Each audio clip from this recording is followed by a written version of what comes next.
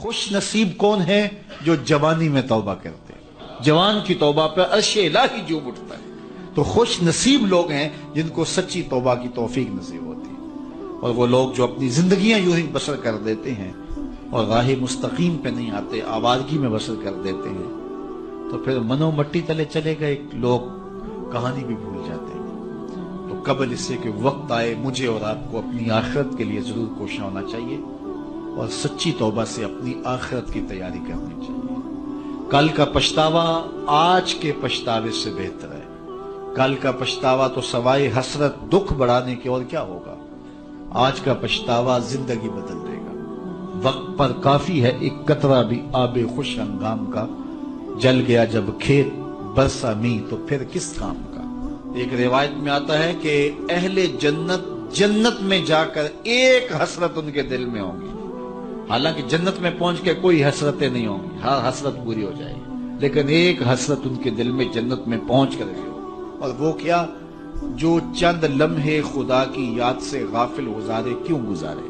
تو خوش نصیب ہیں وہ لوگ جو اپنے لمحات کی قدر کرتے ہیں۔ تو آج موقع ہے، آج فرصت ہے، سورج مغرب سے نہیں چڑھا، توبہ کا دروازہ بند نہیں ہوا، اللہ کی رحمت کے در کھلے ہیں، روزانہ آواز آتی ہے کوئی مجھ سے معافی مانگنے والا میں اس کو معاف کروں، تو اس کے حضور آج حاضر ہو جائیں۔ کل تو آنا ہی ہے، پھر جو کفن میں منہ چھپا چھپا کے آتے پھریں گے، اچھا نہیں ہے کھلے منہ سے چلے جائیں۔ پھر جو لوگ اٹھا کے لے جائیں گے، اچھا نہیں ہے خود اپنے قدموں سے چل کے اس کی دہلیز پہ چلے جائیں۔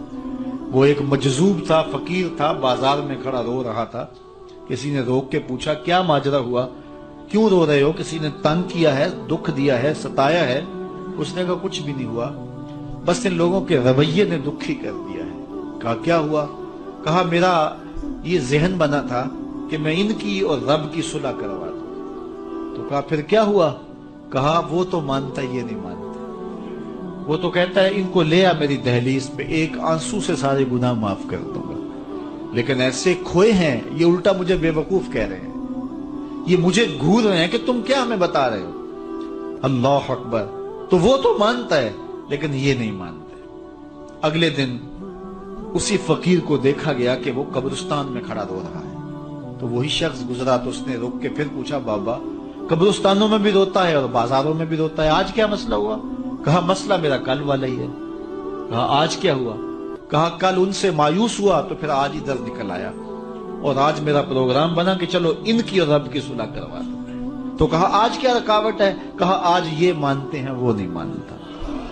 تو قبل اس سے کہ ادھر سے انکار ہو جائے کہ اب وقت بیت گیا، اب تم نے وہ وقت گنوا دیا، ہم نے بڑی مہلت دی تھی تمہیں، ڈوبتا سورج تمہیں روز کوئی پیغام دیتا تھا، اٹھتے ہوئے جنازے تمہیں روز کچھ کہتے تھے، بڑھاپا تمہیں آوازیں دیتا تھا، تم چلتے تو ٹھوکریں لگتی تھی، یہ ٹھوکریں تمہیں کچھ کہتی تھی، لیکن تم نے کسی بات پہ غور نہ کیا، اور لمبی زندگی کی امید پر تم نے مالک کی دہلیز کو چھوڑے رکھا، اب تمہارے لیے کوئی راستہ باقی نہیں بچا۔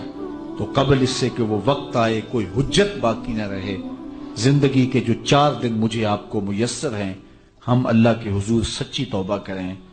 توبہ کی شرائط 3 ہیں۔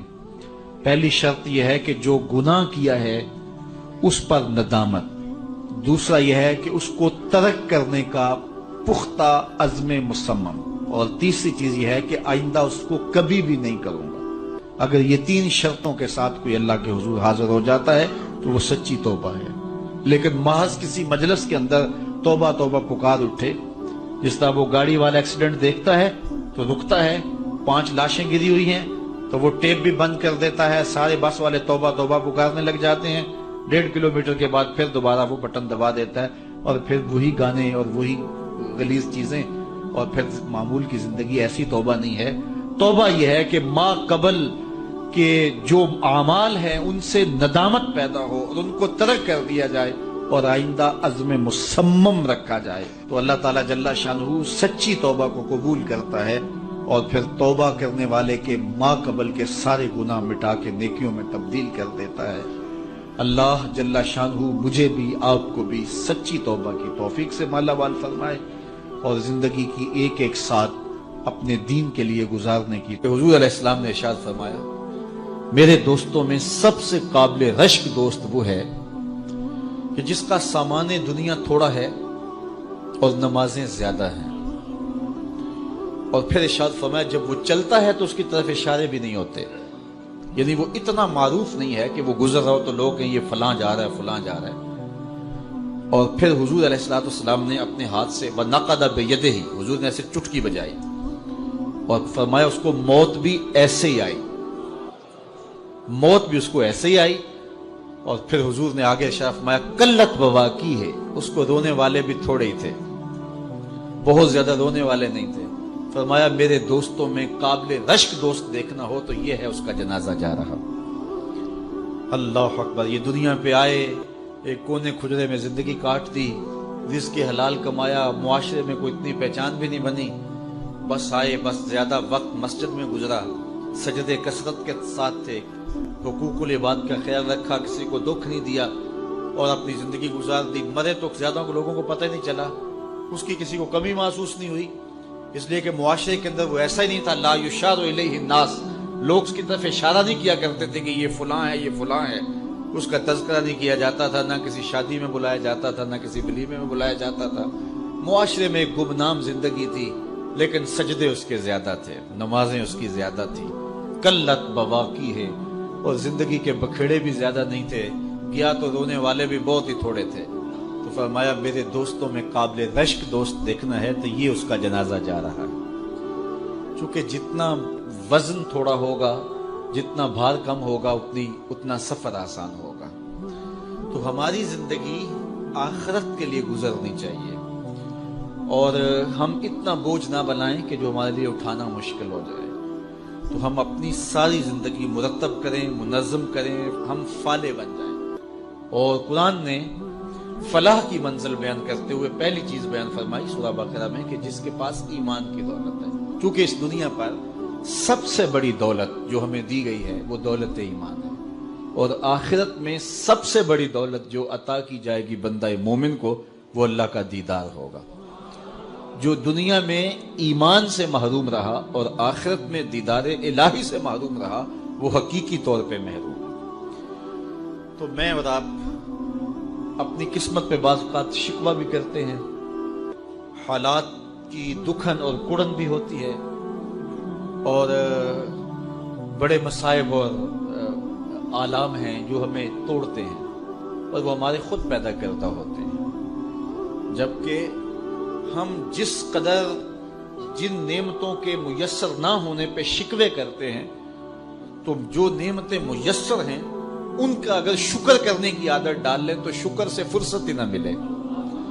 تو جب شکر سے فرصت نہیں ملے گی تو پھر شکوے کی تلخی تنگ نہیں کرے گی۔ تو اللہ تعالیٰ نے یہ کتنی بڑی دولت دی ہے کہ ہم ایمان کی بہاروں سے مالا مال ہیں، اور یہ میرا اور آپ کا کوئی کمال نہیں ہے، یہ محض اللہ تعالیٰ کی کرم نوازی ہے کہ ہمیں ایسے ماحول میں پیدا کر دیا۔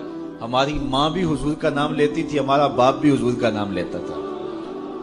علامہ اقبال کہتے ہیں، تشریف رکھیں، علامہ اقبال کہتے ہیں نام تو از پدرا موختم، حضور میں آپ کا نام اپنے باپ سے سنا ہے، میں نے اپنے باپ سے آپ کا نام سنا ہے۔ تو یہ ہمیں جو نصیب ہو گیا اس پر اللہ کا شکر کریں۔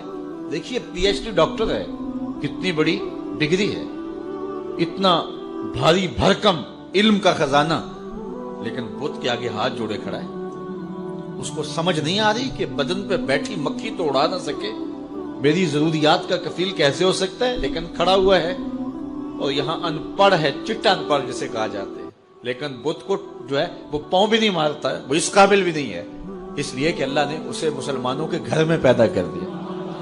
تو یہ ایمان کی جو دولت ہے یہ ہمارے کسب کا نتیجہ نہیں ہے، یہ ہمارے کسب کا نتیجہ نہیں ہے، یہ اللہ تعالیٰ کے کرم کا فیضان ہے کہ ہمیں ایمان عطا کر دیا گیا۔ تو ساری زندگی بھی ہم اس کا شکر ادا کرتے رہیں تو اس کا شکر ادا نہ ہو، اور ایمان کی جو مٹھاس ہے، یہ دولت ہمیں جو مل گئی ہے، اس کا جو سرور ہے، اس کی جو لذت ہے، ساری زندگی اسی لذت میں گزار دیں کہ اللہ نے ایمان کی دولت نصیب فرمائی۔ باقی جو نہیں ہے، میں کہتا ہوں جو میسر ہمیں نہیں ہے اس کی تلخیاں مٹانی ہوں تو صرف ایک حدیث سے ساری تلخیاں ختم کی جا سکتی ہیں۔ میں پہلے بھی آپ کو سنا چکا ہوں، صرف ایک حدیث، ہمارے پاس یہ نہیں ہے، یہ نہیں ہے، یہ نہیں ہے، یہ نہیں، کتنی تلخی ہے، ہمسایوں کے پاس یہ ہے، شریکوں کے پاس یہ ہے، فلاں کے پاس یہ ہے، کتنی تلخی ہے۔ ان ساری تلخیوں کو مٹانا ہو تو علاج صرف ایک رسول کریم کی حدیث ہے۔ حضور نے ارشاد فرمایا جو اللہ کے دیے گئے تھوڑے رزق پہ راضی ہو گیا، اللہ قیامت کے دن اس کے تھوڑے عملوں پہ راضی ہو جائے گا۔ چل بندے موج کر، تو میرے تھوڑے پہ راضی ہو گیا تھا، میں تیرے تھوڑے عملوں پہ راضی ہو گیا۔ اب جتنی بھی محرومیاں ہوں، ساری تلخیوں کو مٹانا ہو تو یہ صرف ایک حدیث ہی کافی ہے، اور زندگی کی جتنی بھی خوشیاں ہوں وہ حاصل کرنی ہو تو یہ تصور ہی کافی ہے کہ میں مسلمان ہوں، میں ایمان والا ہوں۔ بڑے بڑے سائنسدانوں کو اسلام نہ مل سکا، بڑے بڑے جنہوں نے دنیا کو بڑا کچھ دیا اور زمانے پہ ان کا نام ہے، علم و دانش، ان پہ فخر کرتے ہیں، لیکن یہ دولت اسے نہیں دی گئی، اور یہ جو ہے وہ چارہ کاٹنے والے ایک دیہاتی کو مل گئی یہ دولت، تو وہ شکر نہ ادا کرے کہ مالک جو نیوٹن کو نہیں ملا وہ مجھے مل گیا۔ اتنے بڑے سائنسدانوں کو جو نہیں مل سکا، دنیا کے دانشوروں کو نہیں مل سکا، جو پوری دنیا کو چلاتے ہیں، پوری دنیا کی منصوبہ بندی کرتے ہیں، یہ دولت انہیں نہیں نصیب ہوئی اور مجھے ماں کی گود سے نصیب ہوگی، تو یہ تصور ہی نحال کر دیتا ہے کہ مجھے ایمان کی دولت نصیب ہوئی۔ تو یہ سب سے بڑی دولت ہے، اور یہ فلاح کی پہلی سیڑھی ہے اور پہلی بنیاد ہے جو اللہ تعالیٰ نے